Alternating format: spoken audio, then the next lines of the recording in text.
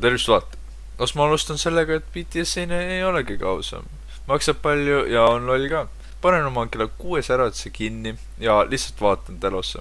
Takul on 1% alles. Vähemalt bussis olles sain 40% sinna sisse, et pole hullu. Magan veidi bussi peale edasi. Siis oodates teist bussi, kohtusin Master Hoodie bussi peal. Siis jõudsime Tallinna, kus ootas meid Baltic Motion. Siis jõudis meiega üks katastroof.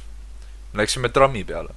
Ja minu suust lendas igasuguseid rassistlikku asju välja, millest ma ei hakka siin rääkima. Ma ei saa aru, miks nad vinguma hakkasid. Nad keitasid nagu terve tramm oli mustanahalisi täis. Kuigi ei olnud. Oli ka seal ükski musta, ei, ma ei tea. Jõudsime Ülemistesse ja tegime enne veidi trollimist ja siis me veidi saapveid. Minu PLM oli veidi kaka, sest ma lisasin sinna hapukurke.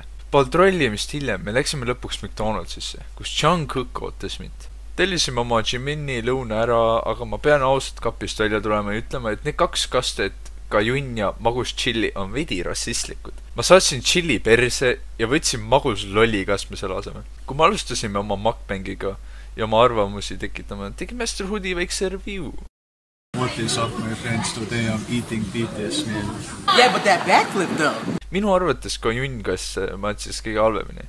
See maitses nagu sinep, mis oleks tagurpidi. Master Hoodie ilmateade võtsid mõlemad ka junni ja magus chili, aga kohe hakkasid minu magus lollikaste tahnitsema. Mina annaksin 50 umbes, sest see polnud midagi uud, lihtsalt peeniskaste ja kamm. See oli nii pask, et me läksime New Yorkerisse ja ma ostsin capi, et lihtsalt öelda no cap. Järgmine päev pidin uue peldiga ostma, kuna see ka junnikaste tekitas mulle midagi perse lihtsalt. Kui ma uuesti lähen McDonaldsisse, siis ma pakin oma kotid.